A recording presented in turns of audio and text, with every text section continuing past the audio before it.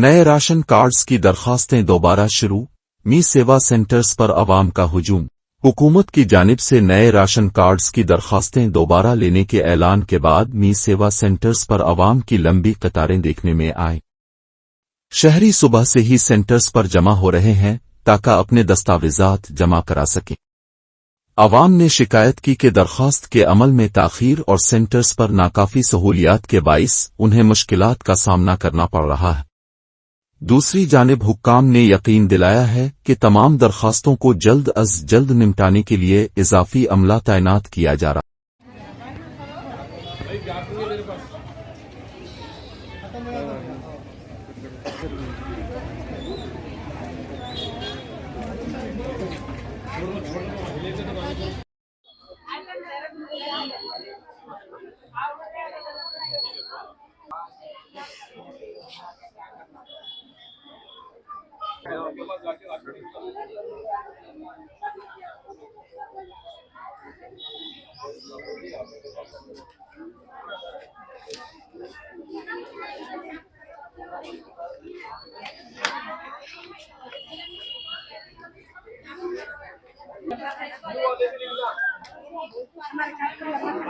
के पास राशन की दुकान है, थोड़ा नंबर लिखिए।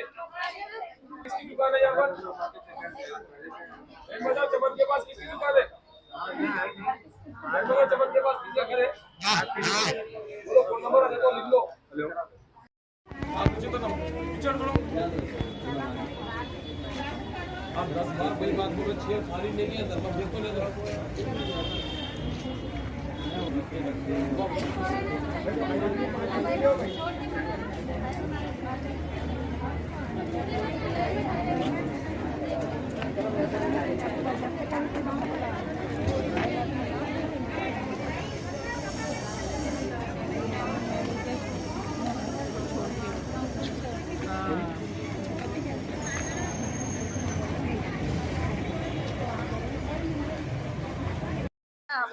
क्या हुआ?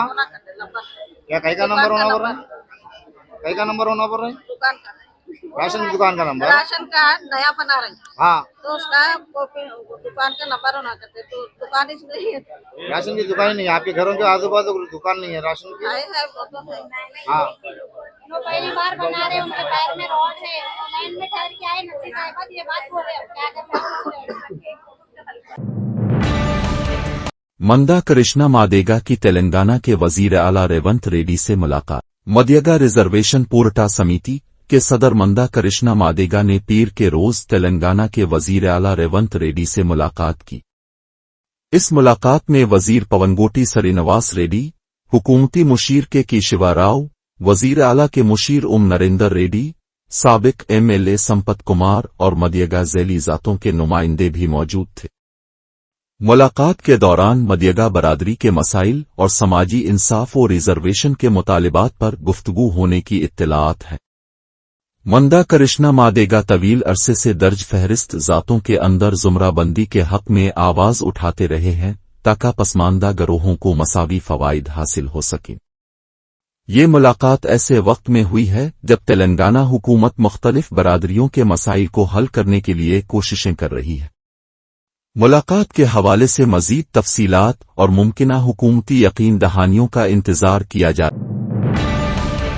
आंध्र प्रदेश में मुर्गियों की अचानक मौत के बाइस तेलंगाना में पोल्ट्री गाड़ियों का दाखिला रोक दिया गया। हैदराबाद रियासत आंध्र प्रदेश में मुर्गियों की अचानक मौत के वाकयात के पेश नज़र तेलंगाना हुकूमत ने रियासती सरहद पर तलाशी की कार्रवाइयों में शिद्दत पैदा कर दी है और आंध्र प्रदेश की पोल्ट्री गाड़ियों को तेलंगाना में दाखिल होने की इजाज़त देने से इनकार कर दिया है। मंगल के रोज तेलंगाना के गढ़वाल जिला में वेटरनरी डिपार्टमेंट की खुसूसी टीमों को आलमपुर टूल प्लाजा पर तैनात किया गया ताकि पोल्ट्री गाड़ियों की नकलो हरकत पर सख्त निगरानी रखी जा सके। ये फैसला आंध्र प्रदेश के करनौल जिला और दीगर इलाकों में मुर्गियों की अचानक मौत के वाकयात के सामने आने के बाद किया गया है। उन वाकयात की वजह से इम्कान जाहिर किया जा रहा है कि मुर्गियों की मौत किसी मुताद्दी वायरस की वजह से हो रही है, जिसके फैलाव को रोकने के लिए तेलंगाना ने ये इक़दाम उठाया है। तेलंगाना के हुक्काम ने इस वायरस के असरात को अपने रियासत में फैलने से रोकने के लिए एहतियाती तदाबीर इख्तियार की है। उहदेदारों ने बताया कि आंध्र प्रदेश से आने वाली तमाम पोल्ट्री गाड़ियों को वापस भेज दिया जा रहा है। तेलंगाना के महकमा अफजाइश मवेशियां और पुलिस के उहदेदारों को हिदायत दी गई है कि वो आंध्र प्रदेश से आने वाली किसी भी पोल्ट्री गाड़ी को तेलंगाना में दाखिल होने की इजाजत न दें ताकि इस वायरस का फैलाव रोका जा सके और तेलंगाना की पोल्ट्री सनत को महफूज रखा।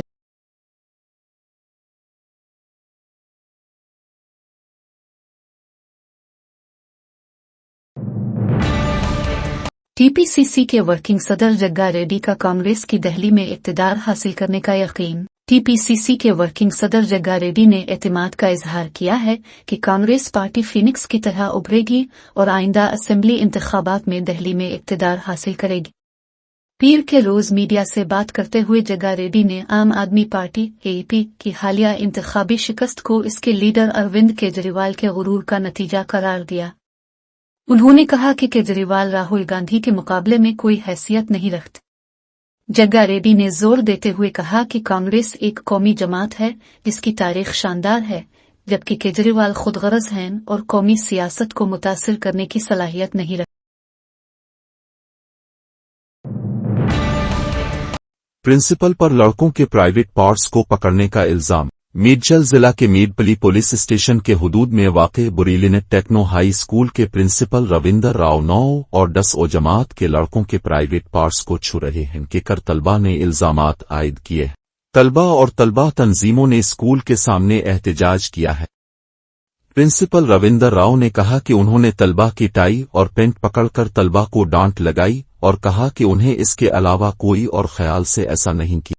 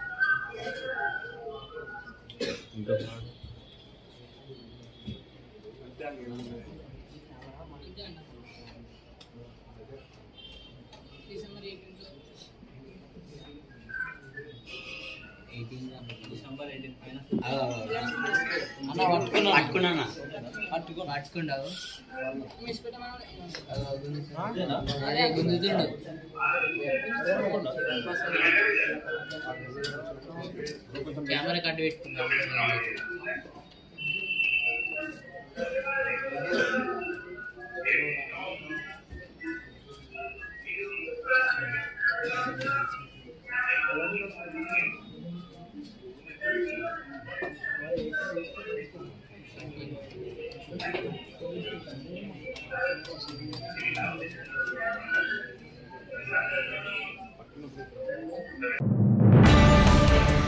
हैदराबाद के इलाके सरवर नगर में अदालत के हुक्म पर उहदेदारों ने एक खस्ता इमारत में से दुकानों के किरायादारों को खाली करा।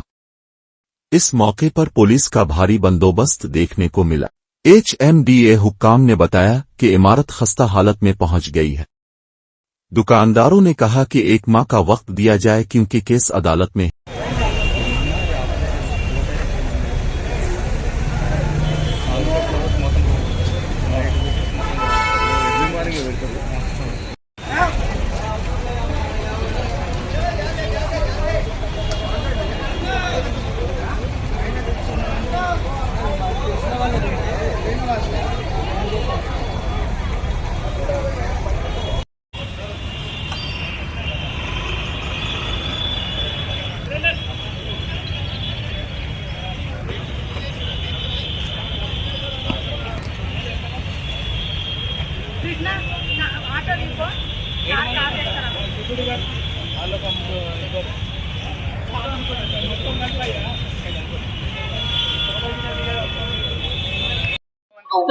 ఇప్పుడు ప్రభుత్వం వెనక ఉద్దేశం అనేది ప్రభుత్వంకి ఎవరు అప్పచెప్పారు ఇది ఉడవాలనేది మాకైతే తెలియదు.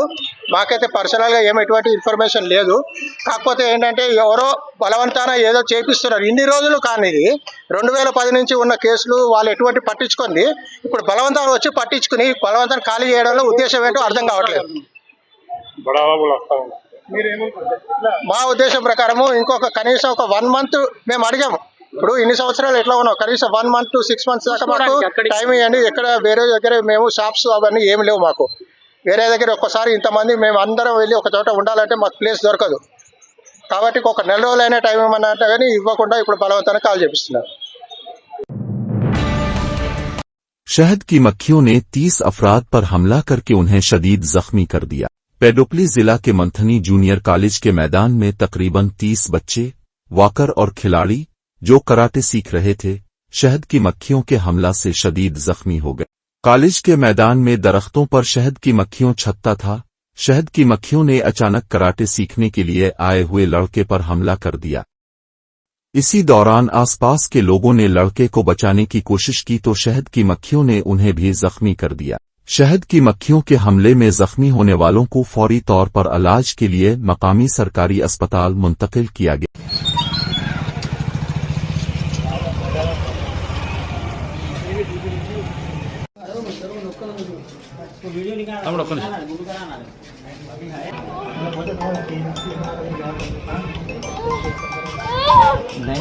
दर्द हो रहा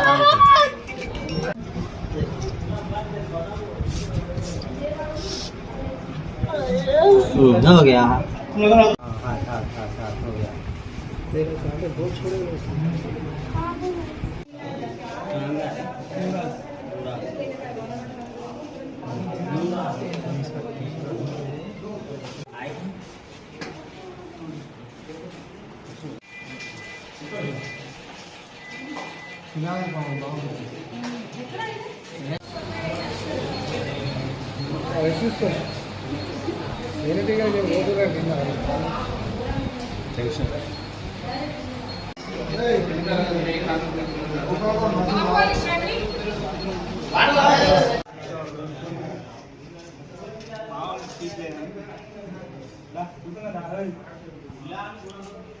నేను వేరే పట్టిన పోయినా చూద్దామని అక్కడ ఒక బాబు పుట్టి వస్తున్నాయి మొత్తం. ఆ పిల్లని కాపాడడానికి ప్రయత్నించాం కానీ నా ఎంబడబడ్డాయి. అదే చాలామంది ఎంబడబడ్డాయి. ఎంతమంది ఉన్నారు? ఎంతమంది ఉన్నారు? దాదాపు చాలామంది ఉన్నారు. 100 మంది అయితే ఉన్నారు. ఎన్నింటి జరిగింది? ఇంతకుముందే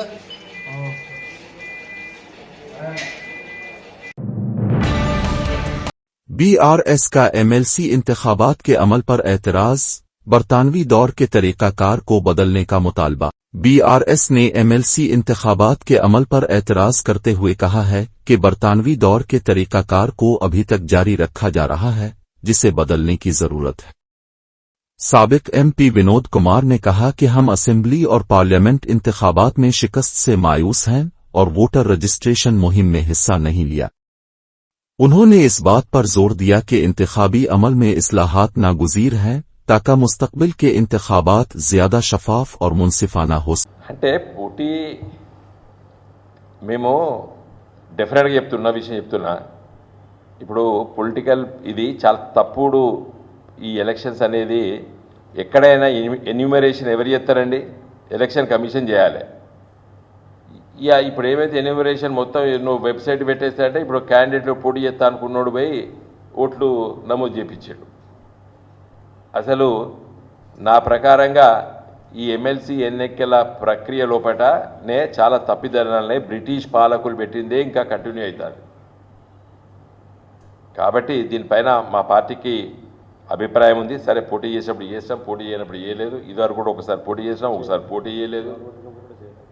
సరే ఇది మా ప్రకారంగా దీన్ని డెఫినెట్గా మన పార్లమెంట్ ఎన్నికల్లో అసెంబ్లీ ఎన్నికల్లో ఓడిపోయినాం. కొంత నిరాశ నిస్పృహలో ఉన్నాం. మేము ఓటర్ నమోదు కార్యక్రమంలో పాల్గొనలేదు. ఉన్న విషయాలు చెప్తున్నా దీని మొహమాటం లేకుండా.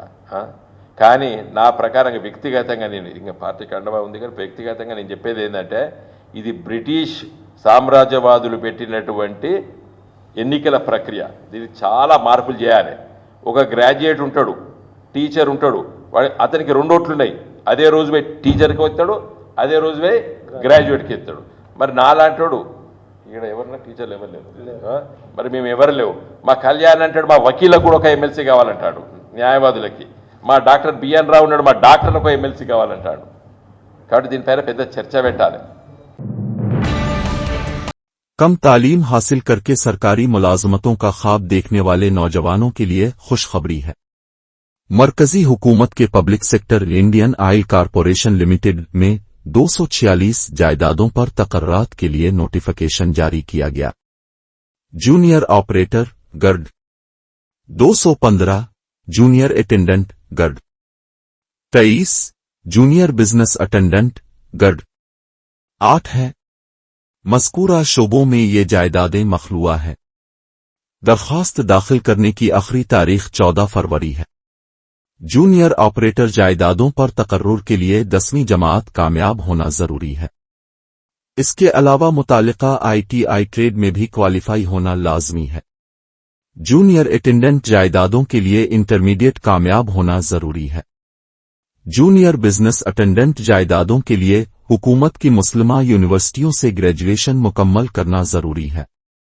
दरख्वास्त गुजार की उम्र 29 जनवरी 2025 तक 18 से 26 साल के दरमियान होनी चाहिए।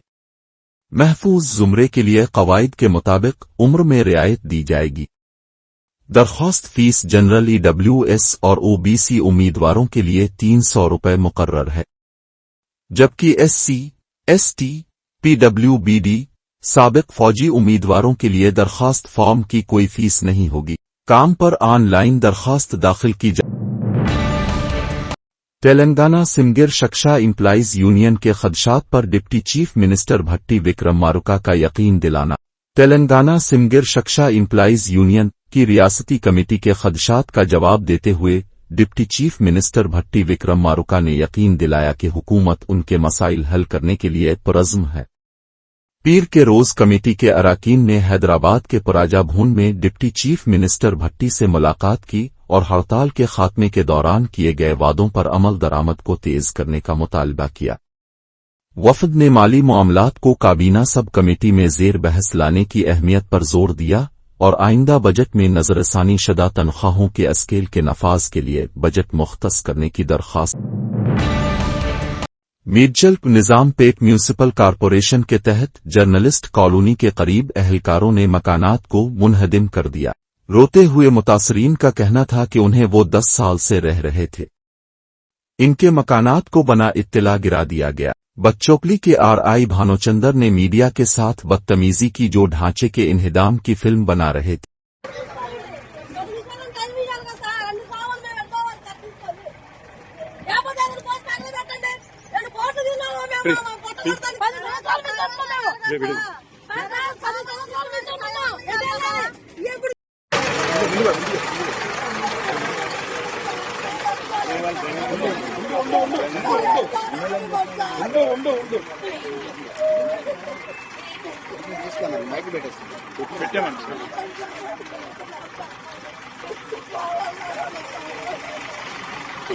ఉందమ్మా ఏమన్నా కూరి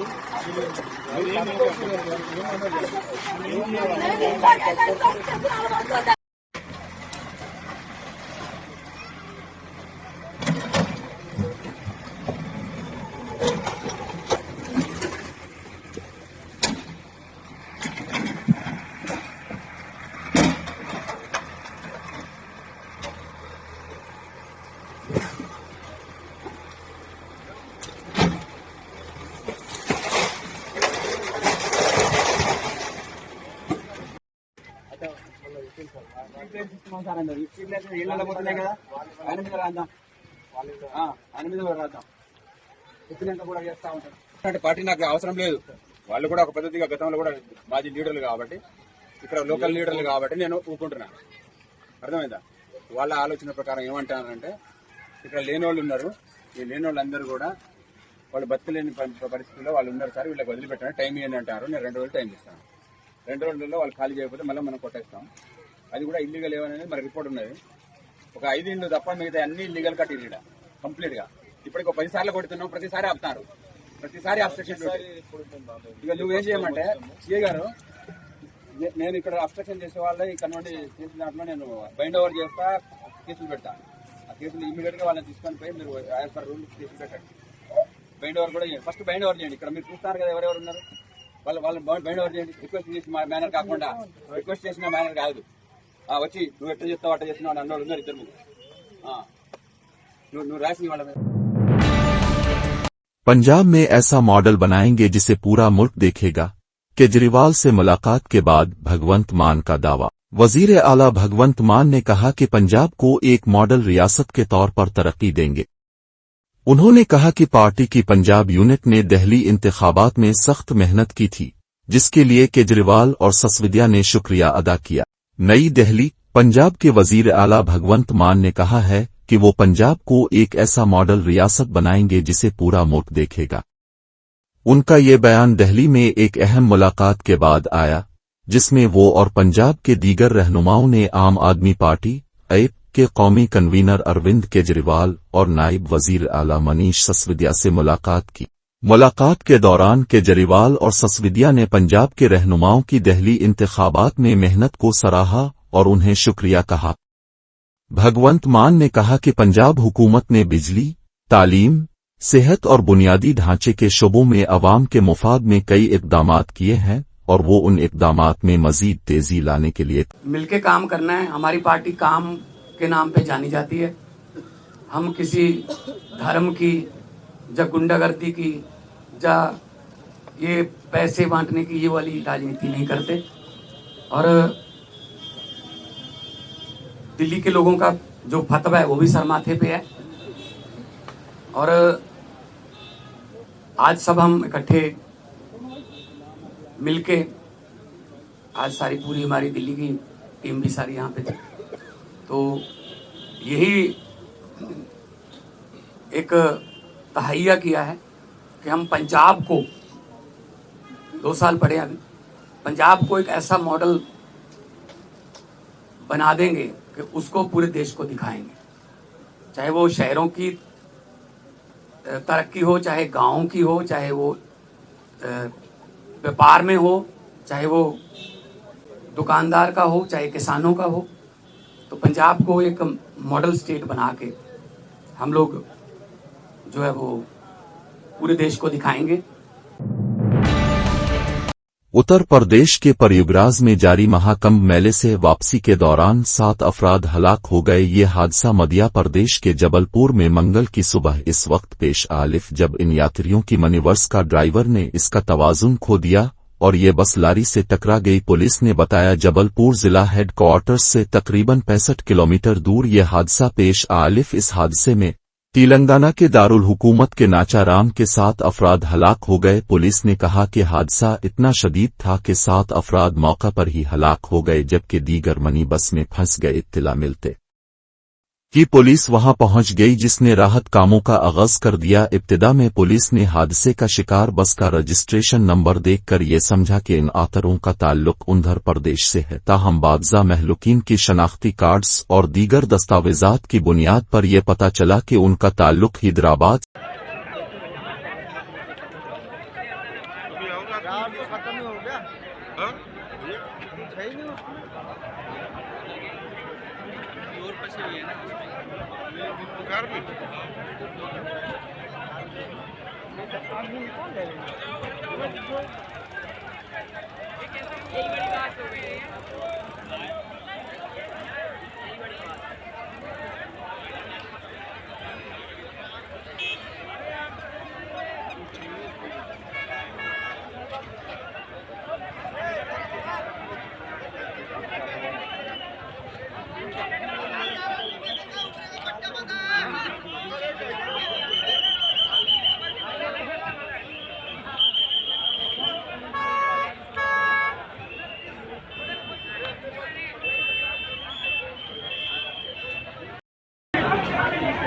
इसमें 12-15 लोग रहे होंगे, देखा जाए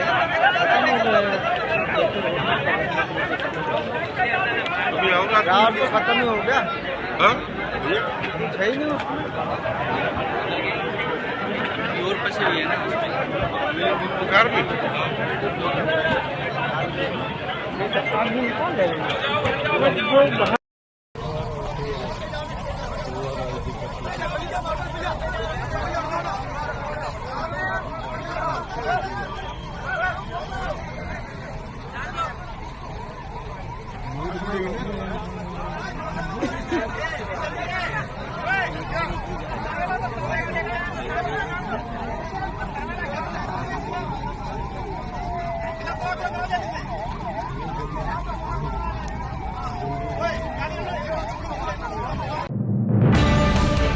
पाकिस्तान में मुझे फांसी की सजा दिलाने की कोशिश हुई, मार्क जकरबर्ग का सनसनीखेज इंकिशाफ। जकरबर्ग ने एक पॉडकास्ट में पाकिस्तान में तौहीन रिसालत पर मबनी मवाद के मुकदमे पर बात की। उन्होंने इंकिशाफ किया कि पाकिस्तान ने उनके खिलाफ फांसी की सजा दिलाने की कोशिश हुई, मगर वो वहां जाने का इरादा नहीं रखते। मीटा के सीईओ मार्क जकरबर्ग ने एक सनसनीखेज इंकिशाफ किया है। उन्होंने बताया कि पाकिस्तान ने उन्हें फांसी की सजा दिलाने की कोशिश की गई थी।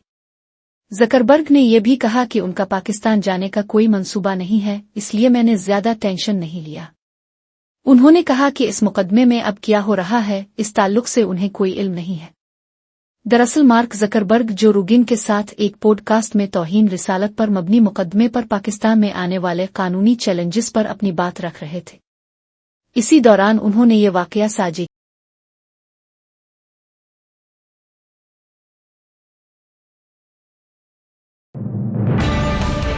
मरूफ अमरीकी अदाकार रिचर्ड गेयर की डोनाल्ड ट्रंप पर शदीद तनकीद। ग्रेनाडा में जिस जगह से आ रहा हूं वो जगह यानी अमरीका एक बहुत ही तारीख दौर से गुजर रहा है।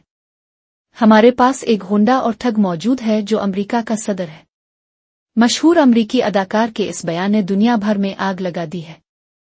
मीडिया रिपोर्ट्स के मुताबिक मशहूर और मरूफ अमरीकी अदाकार रिचर्ड गेयर ने अमरीकी सदर डोनाल्ड ट्रंप पर शदीद ही नहीं लोगों को चौंका देने वाली तनकीद की है। उन्होंने ट्रंप को होंडा और ठग करार दे दिया। रिचर्ड गेयर हफ्ते के रोज स्पेन के शहर ग्रेनाडा में हिस्पानवी स्कर्स की तकरीब में शरीक थे।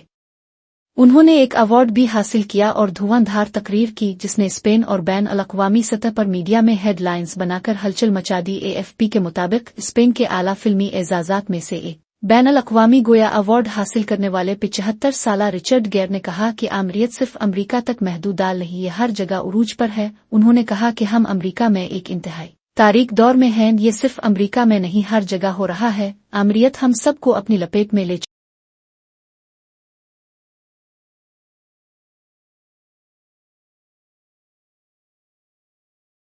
I'm coming from a place now that we're in a very dark place in America, where we have a bully and a thug who is the President of the United States.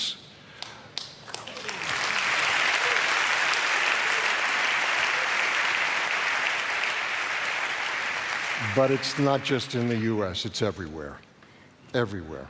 You know, I read a really moving letter in the New York Times from a gentleman in Hungary, and he was the slippery slope of how this happens everywhere.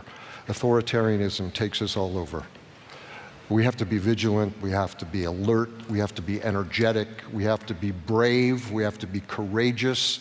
And everyone who's watching this in the Spanish-speaking world and elsewhere, we have to be willing to stand up, tell the truth, be honest, and that there's a place in all of our lives for basic kindness, for basic love and understanding.